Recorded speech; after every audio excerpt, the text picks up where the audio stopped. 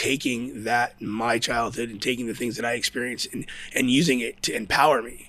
Because I know by sharing my story, I was able to empower others. And you don't really think about that because, we all don't want to feel judged. We want to fit in. We don't want to stand out. We don't want to be seen as, oh, that poor kid over here, and like you have a lot of organizations that, use stereotype-based messaging to talk about the constituency of youth that they serve. And, and it just further isolates and further puts kids in a box.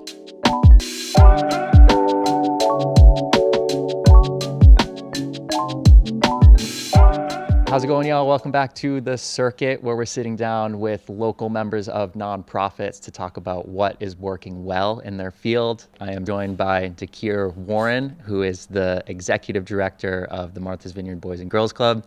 Dhakir, welcome. Thanks for coming. Thank you for having me.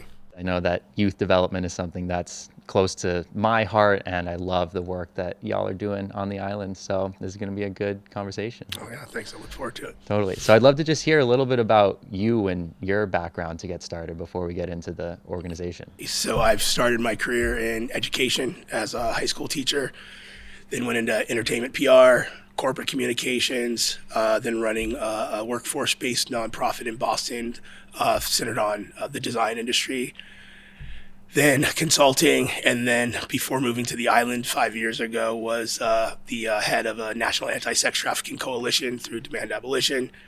Moved to the island, became vice principal at the high school, and now I am the ED of the Boys and Girls Club. So, the common thread there is that for the bulk of, my career, it's always had, I've always had some foot in the youth development realm, even working in corporate. So, that's kind of just my very vast trajectory. Yeah, that's a wide breadth of things that you've done, but it's cool that it's always been tied together by youth development. Is that something that you locked on to early? Like, were there experiences in your past supportive in your development that kind of showed you that this was a place you wanted to go? Yeah, I mean, absolutely. I would not be where I am today if it weren't for the support of, adults and mentors in my life. My childhood, I wouldn't trade it for the world, but, I had a dad that was in prison till I was 15. I have a mom that was, that struggled with substance use, when I was younger. And so, having people look out for me and having programs that really helped me, really deal with that, and still maintain my ability to be exposed to really incredible experiences, I think was really the foundation, and wanting to pay it forward. It's just an intrinsic part of, kind of who I am in my outlook on, the value of working with youth, because, your childhood shouldn't dictate, your future success. And by being able to provide young people with opportunities to step beyond, their day-to-day and have access to things that every young person should have access to, whether it's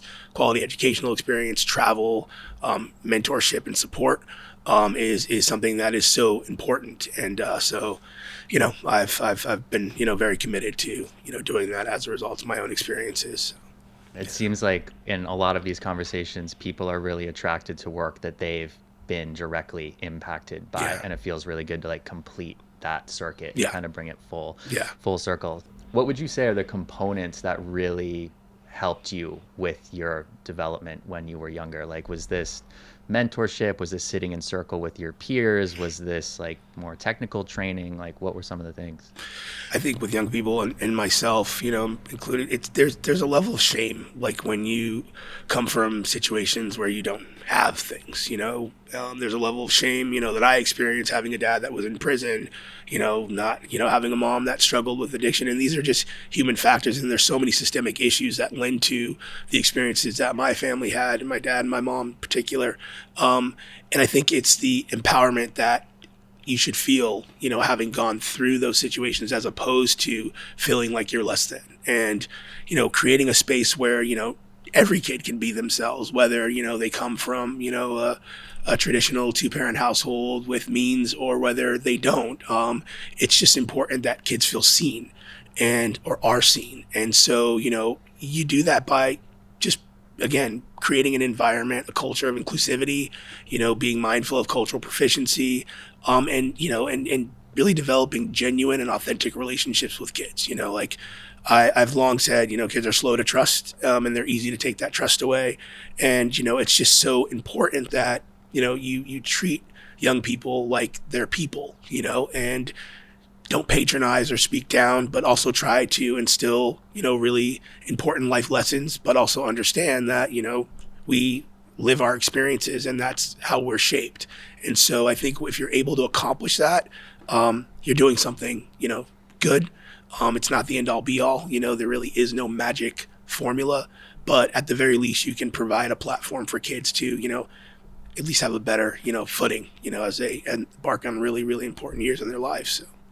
Yeah, absolutely. I think you made a really important link there to touch on, which is between shame and being seen in that. And shame is such a detrimental force, right? Because it takes away like this light and this belief in myself, because I'm feeling shameful and I want to close down and hide away. But then I think the antidote to that is being seen in that, especially by maybe people who are older than you, of like, hey, like it's cool, like we're human, we have things, and there's different forces that are impacting us in different ways. And even if you are feeling that shame, it's not necessarily something that you have to like carry as a burden. I mean, absolutely. I mean, there are no limit to our possibilities. There's no limit to the possibilities of a young person. And, to your point, shame makes people feel guarded. You don't want to share your story, even though, sharing your story can have a significant impact on someone that is living, having similar life experiences. And, that's one of the things I learned really early on. It was basically really taking that, my childhood, and taking the things that I experienced and using it to empower me. Because I know by sharing my story, I was able to empower others. And you don't really think about that because, we all don't want to feel judged. We want to fit in. We don't want to stand out. We don't want to be seen as, oh, that poor kid over here, and like you have a lot of organizations that, use stereotype-based messaging to talk about the constituency of youth that they serve. And, and it just further isolates and further puts kids in a box. And, by really demonstrating that, there is power in your experiences and there is power in your ability to, when you share those experiences, empower others. And so, it's just so important. But again, you have to have the space to be able to explore that, experience that, to understand it. And, so often our young people are just they get so isolated in just their own kind of circumstances. And, with advances in technology and, trying to put forward these examples of a well-lived life through your social media, channels, it's even more so, because now you're able to see, oh, wow, like my friend, wow, they're going to Spain, or look, they're at this party and I'm not there. And, why am I not there? And, what is it about me? And it must be because of this, that, or the other. And so, it's really just important, again, that, we're able to instill a sense of pride and accomplishment in young people, even for the little things. It's always great to celebrate successes, because when you experience successes and you get in the habit of feeling like that, that's what you aspire, to experience in your life. Totally. What I heard there was ownership in your story can have so much power. And I know from my own experience, when I feel resistance to sharing parts of my story for feel of judgment or feel of exile, right, being put on the outside of the group, when I actually step through that transition and do share authentically and vulnerably, every time there's a deeper sense of connection on the other side of that. Even though it's so scary to be like, oh, they're going to judge me, I don't know what they're going to think about me. But then actually right through that like imaginary veil, it's like, oh my God, I actually feel seen and heard and valued in that. So what are some of the programs at the Boys and Girls Club that are doing that? Like, what are some of the things that you're psyched about right now? We have a lot of great stuff happening, at the club. I've been there for 2 years now, and have had the unique the opportunity to really be a part of, a critical stage of growth and development at the organization. And I think just broadly, really leaning into the mission of, just creating positive, productive citizens, making sure that every kid, especially those that need us most for lots of different reasons, have access again to opportunities. And so I think just the thing that excites me is being a place that kids want to be. I often say to my staff that, we know we're doing it right when kids are crying because they don't want to go home. It's like, wow, they really want to be here. And there's a lot that goes into that. This work is not easy. Running a nonprofit that's youth development is not easy. I think oftentimes we look at nonprofits and we kind of, especially those that are really human service based, kind of look at the business side of it, and you have to keep it running and operating, but don't understand like the connection between how hard the work is because there's the human side of what we're doing. And so having a space that really focuses on, yes, we're serving young people and their people. And so, we've got to make sure that we're leaning into that mission and living those values. I think our collective programming really makes that possible. So, you have young people that you'll reach through sports and recreation. And, in that realm, we're really focused on, exercising the mind, the body, the spirit. It's not just about, hey, come play basketball or hey, come play flag football, but it's like, what are you garnering from that experience? Teamwork, collaboration, confidence, and really breaking down in each of our programmatic areas, what is the objective as far as social and life skills and just development, and then what is fun and engaging for young people. And so that type of guiding principle, I would say, is really what excites me overall. Being a place where we can provide kids with opportunities to engage in art and explore their creativity, also knowing that they can come and get homework help, and have someone there that's going to be dedicated to helping them understand a concept that they may not have gotten in their classroom, and in an out of school time environment where there may be less pressure or less of a fear of not getting it because they're in this institution and it's like they've got to if they're not right then they're wrong, as opposed to if you're not right, let's how do we get there and how do we get there together. Our safety net services are also something that are really near and dear. When I came on, as a young person having experienced food insecurity as an example, it was very important for me to really ensure that young people were getting their needs met in any way that we could meet their needs. And so making the connection between a young person going to school hungry and expecting them to perform, or not understanding while they're having behavioral challenges because of the conditions that are lending to that, or the housing insecurity that's lending to that, was important to keep in mind, especially as we thought about how do we holistically serve youth. And so, that coupled with our dental clinics to make sure our kids have access to oral health, understanding that if you don't have good oral health, it impacts your physical well-being. And then youth mental health counseling, as another service that we provide. And all these services are free to families and so important, especially with the youth mental health work coming out of, COVID and what kids experienced, during that, really difficult time. And so, I would say the character and leadership development, elements of our programs and what we offer at the club, and just, the activities, and now being able to ensure that young people can get off the island and go, to the MFA. We can take them to Harvard Square and they can walk around and they can see, Harvard University and say, hey, like this is something that I can aspire, to achieve. Or, I've only been to Falmouth and I've never, gone to a football game, or a basketball game. And so it's really the sum of everything that, we've been able to really implement at the club or refine, that is really exciting. And, you start to see, the change, you start to see confidence build. You start to see kids talking about experiences that they have that, their friends had, but they never had. And so, and the business of that is like, hey, well, how do we do that? Well, we need transportation. So, we have to look at everything strategically and, again, align it with just our overall mission and the work that we're trying to achieve, but also understand that, it's not about numerical data points. You can't apply those to what youth development really is.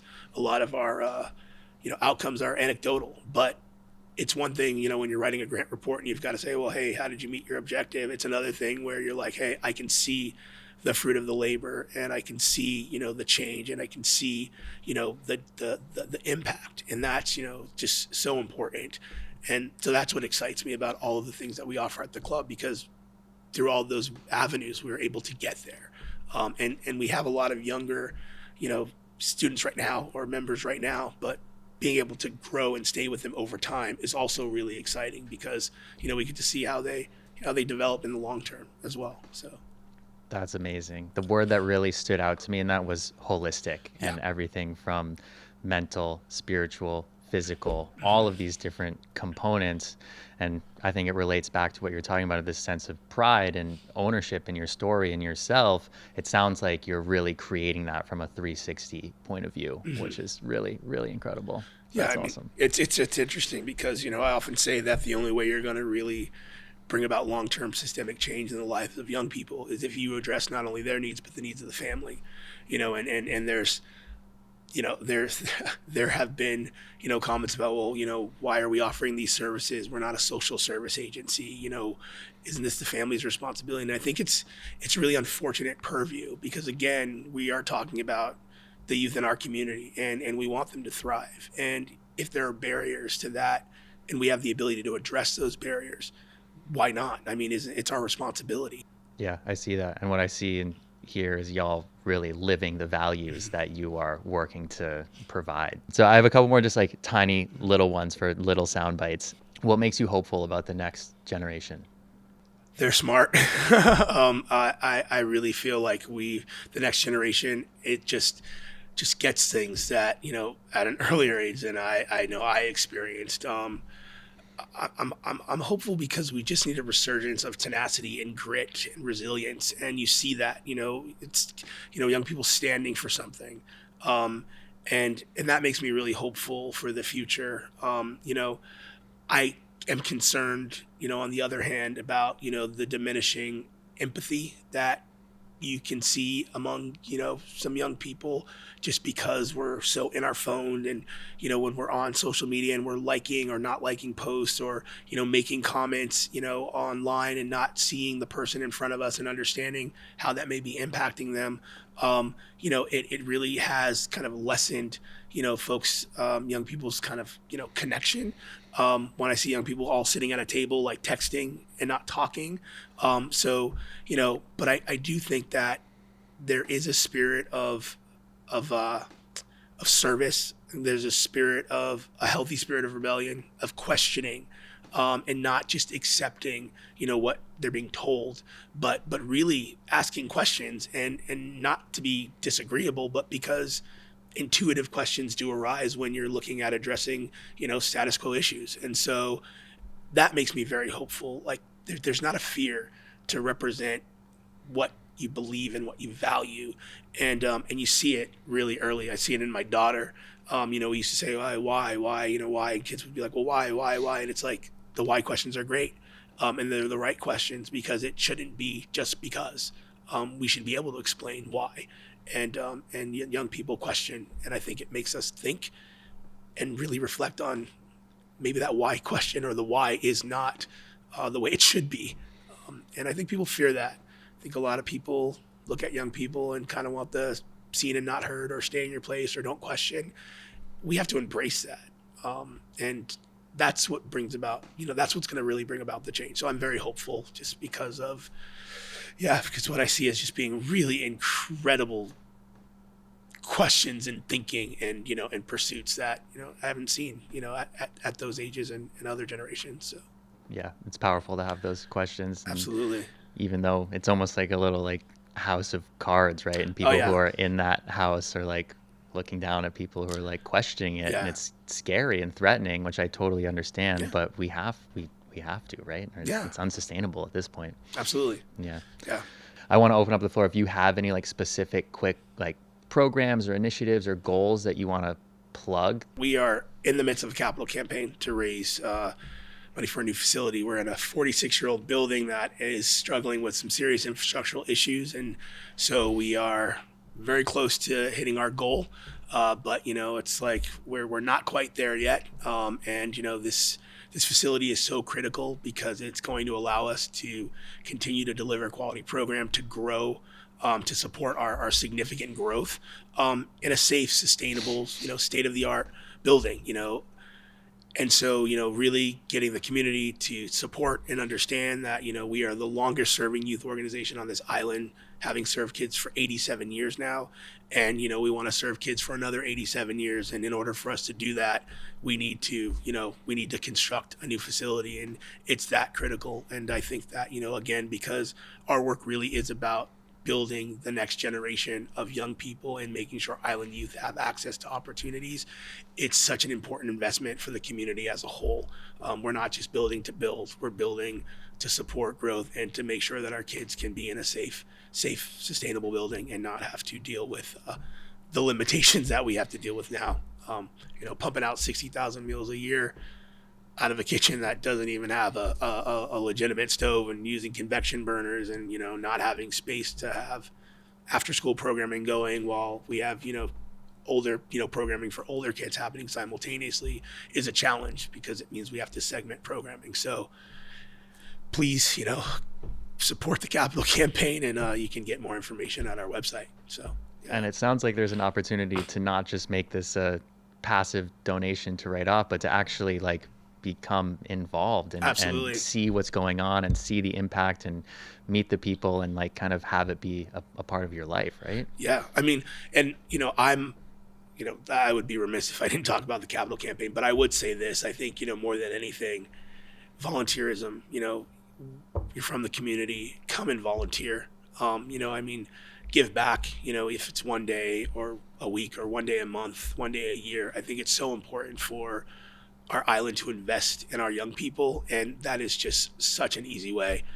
Bring your expertise, bring your hobby, bring your passion, and expose young people to it, because you never know when you plant a mustard seed how it's going to grow. And so that is as critical, if not more, than just supporting a discrete capital project, but really supporting youth by making a real human investment is always welcome. So yeah, and it can feel like there might be resistance getting to actually get in the building and volunteer, but nobody ever walks out of a volunteer session feeling worse than when they walk in. Exactly. It's life-giving and energizing. Spot on. Facts. Yeah. Totally. Sweet.